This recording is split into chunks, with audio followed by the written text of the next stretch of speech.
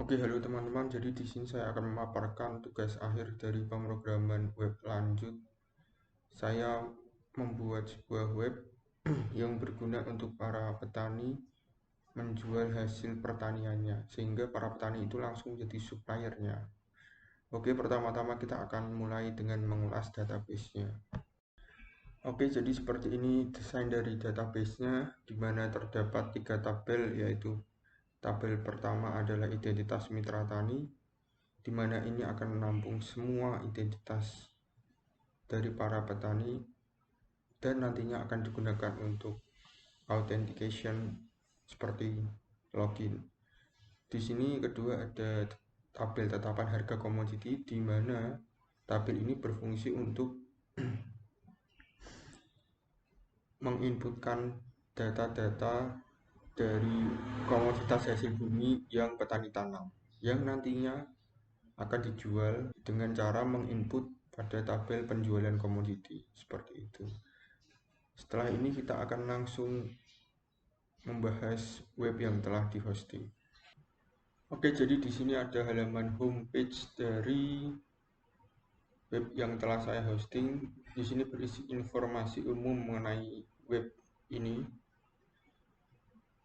Di dalam web ini terdapat metode CRUD, create, read, update, delete melalui bahasa pemrograman PHP, di mana metode CRUD akan dimulai dari metode create dengan melakukan pendaftaran menjadi mitra tani.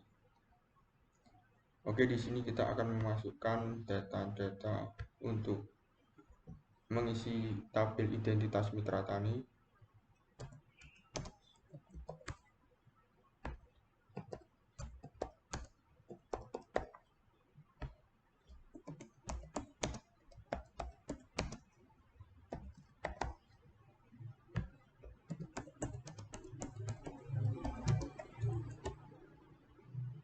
Dan di sini terdapat dua atribut yang menjadi kunci dari authentication nantinya. Dan di sini terdapat satu fungsi JavaScript di mana ketika menekan checkbox atau melakukan checklist pada checkbox, maka type pada tag input akan menjadi teks. Dan ketika kita melakukan uncheck atau menghilangkan tanda centang pada checkbox, maka type pada tag input akan menjadi password kembali. Oke, kita akan mulai metode create-nya. Oke, berhasil melakukan create ya. Setelah itu kita akan melakukan metode read pada login mitra petani. Dan ketika data yang kita masukkan pada authentication ini terdapat pada tabel, kita akan langsung digiring pada dashboard petani. Ya, seperti ini dashboard dari petani. Di sini pada data penjualan, lalu data hasil bumi, dan data jual bumi belum terdapat tabel apapun karena kita belum menginputkan data sama sekali. Kita akan mulai menginputkan data pada komoditi hasil bumi. Jadi di sini adalah suatu dashboard yang berfungsi untuk menginputkan data hasil bumi apa yang akan nantinya dijual oleh para petani. Contohnya bawang putih, grade-nya adalah A++. Harganya 30.000 per kilogram. Oke. Jadi metode create ini berhasil. Setelah itu kita akan lakukan metode update dan juga delete. Di sini kita dapat melakukan metode update dan delete. Kita contohkan, kita akan melakukan metode update pada harganya menjadi 100.000. Kita update datanya. Oke, berhasil terupdate menjadi 100.000. Lalu kita akan mendelete data ini atau tabel bawang putih dengan grade A++ dan harga 100.000. Kita akan delete. Oke, berhasil melakukan delete. Setelah itu kita akan inputkan lagi komoditas yang akan dijual, yaitu bawang bombay. Oke, kita kirim. Telah berhasil menjadi sebuah record ya. Lalu kita akan menjual bawang bombay. Telah berhasil ya, maka pada dashboard data penjualan telah terdapat inputan yang tadi kita input pada dashboard jual hasil bumi. Berarti metode create, read, update, dan delete telah sukses dilakukan pada web ini. Setelah itu metode lookup.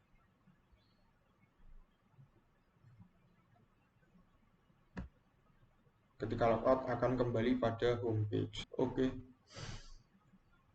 Metode logout sukses. Setelah ini kita akan live coding bagaimana cara membuat API sebuah website.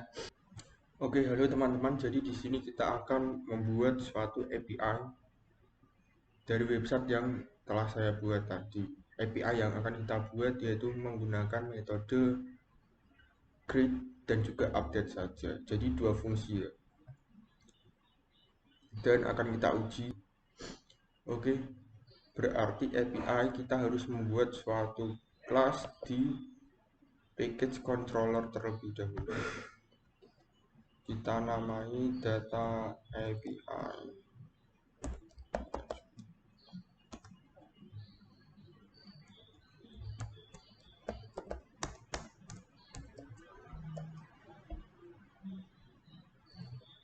Kita di sini akan mulai mengcoding API-nya.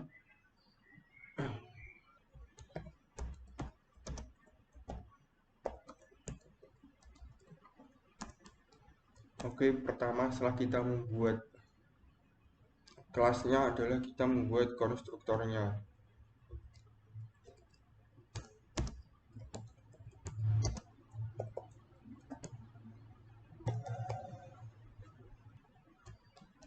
Setelah itu kita akan menjalankan konstruktor dari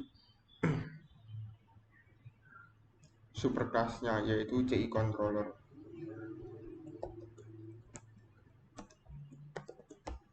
Dan kita akan meload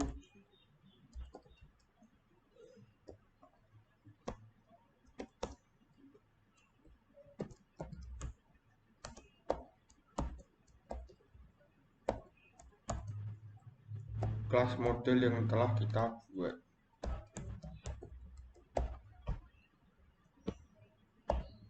Oke, kita mulai langsung membuat fungsi untuk API-nya.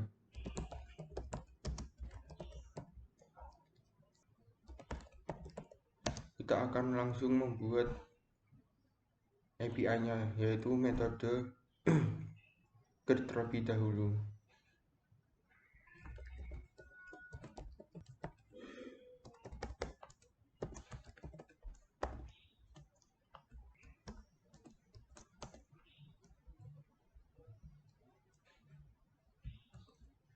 Kita akan definisikan apa-apa saja yang diperlukan untuk menjadi mitra.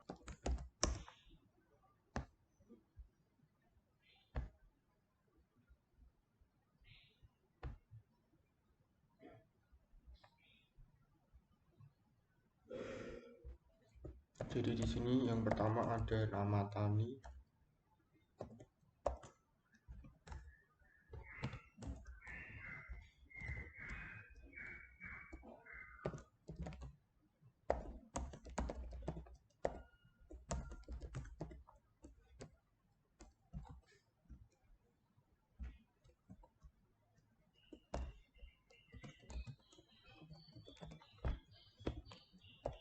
Setelah itu ada lokasi lahan.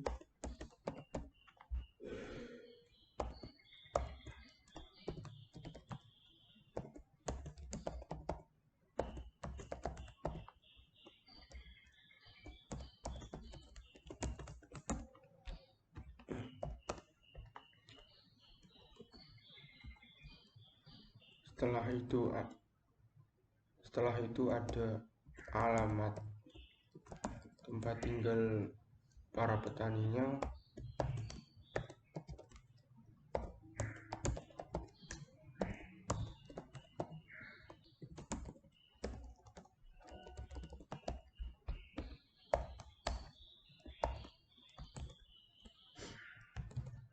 Setelah itu terdapat tanggal lahir,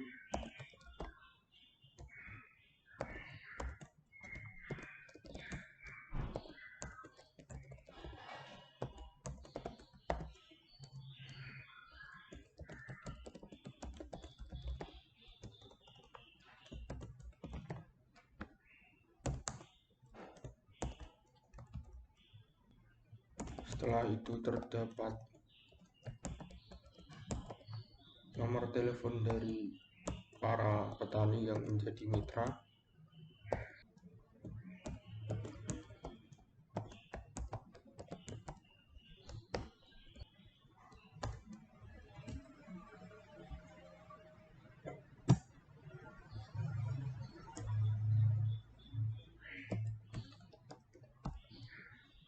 Setelah itu terdapat password.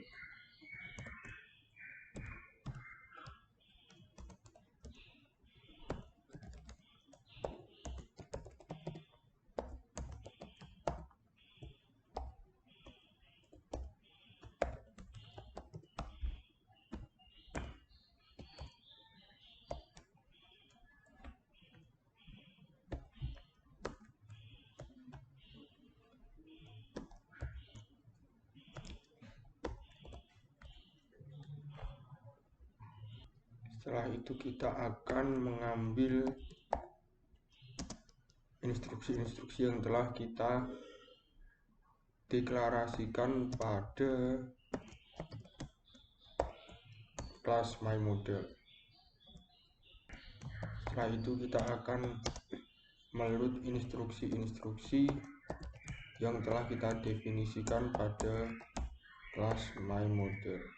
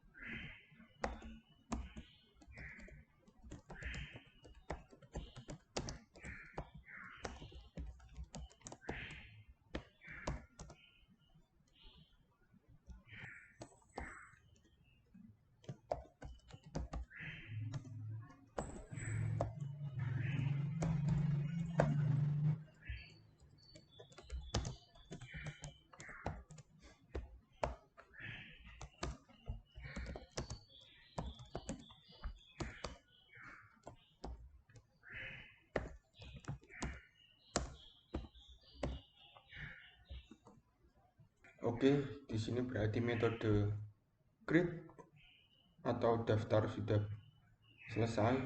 Kita akan beralih ke metode update.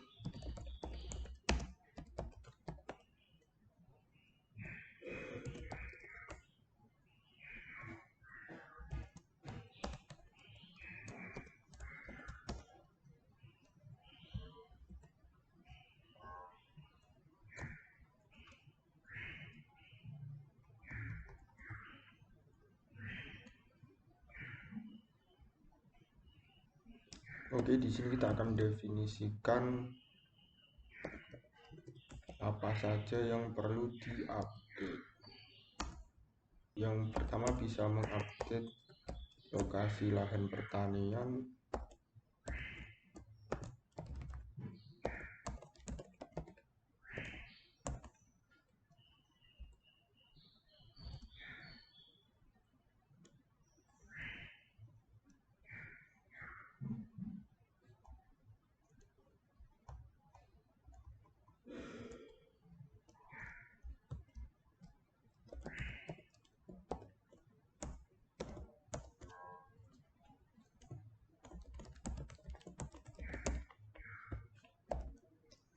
setelah itu juga bisa mengupdate alamat tempat tinggal dari para mitra.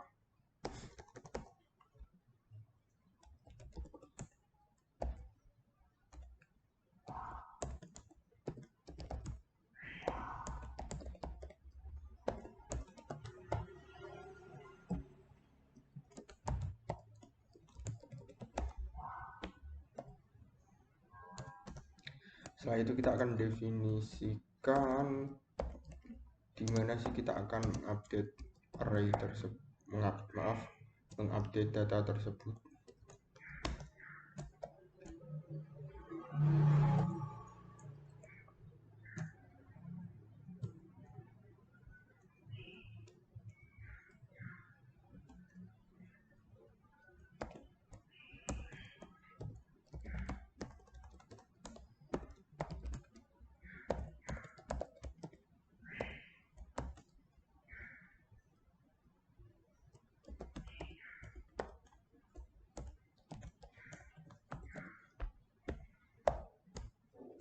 Oke, kita lanjut. Setelah itu di sini kita akan memanggil fungsi yang telah dibuat pada kelas myModel.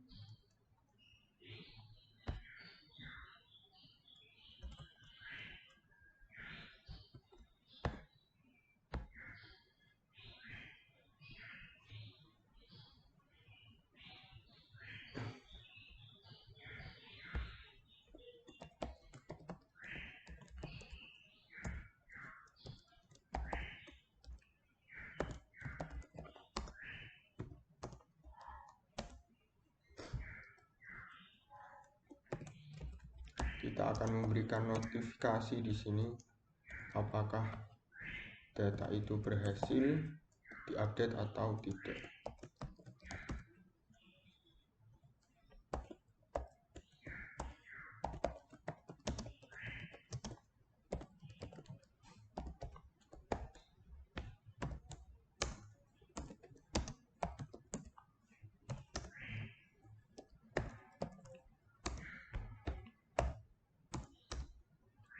Di sini kita akan memberikan notifikasi apabila update yang dilakukan gagal.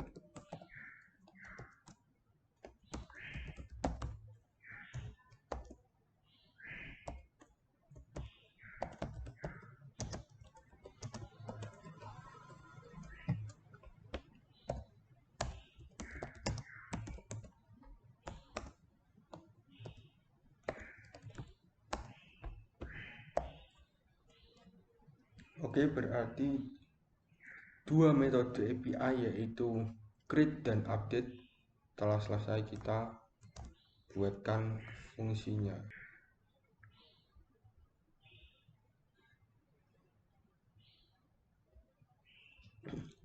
Pengujian pada localhost akan menggunakan sebuah aplikasi yaitu Postman API.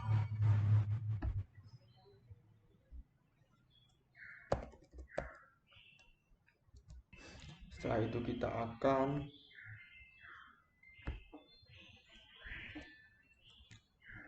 mentarget fungsi dari daftar mitra terlebih dahulu. Jadi kita akan memasukkan nama dari para mitra yang di sini adalah petani. Setelah itu kita akan memasukkan lokasi lahan. Setelah itu kita akan memasukkan alamat tempat tinggal.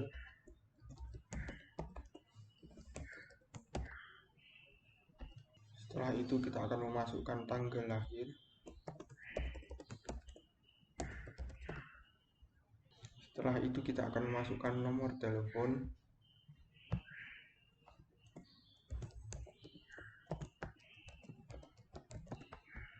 Dan terakhir adalah password.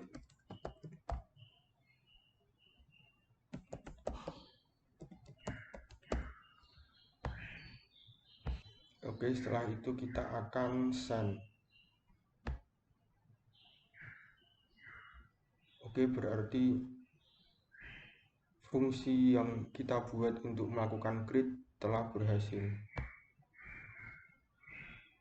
Sekarang kita akan berganti pada fungsi update. Kita akan mentarget function yang telah kita buat di dalam kelas data API untuk mengupdate data.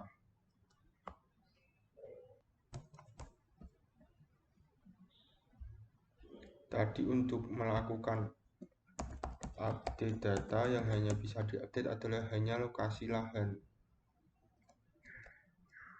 dan alamat tinggal.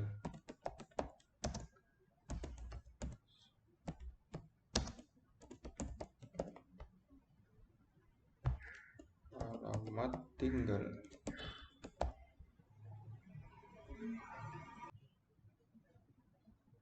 Setelah itu kita akan definisikan ID tani yang akan kita update. Oke, update data telah berhasil ya. Kita lihat dari statusnya. Kita juga bisa lihat melalui JSON.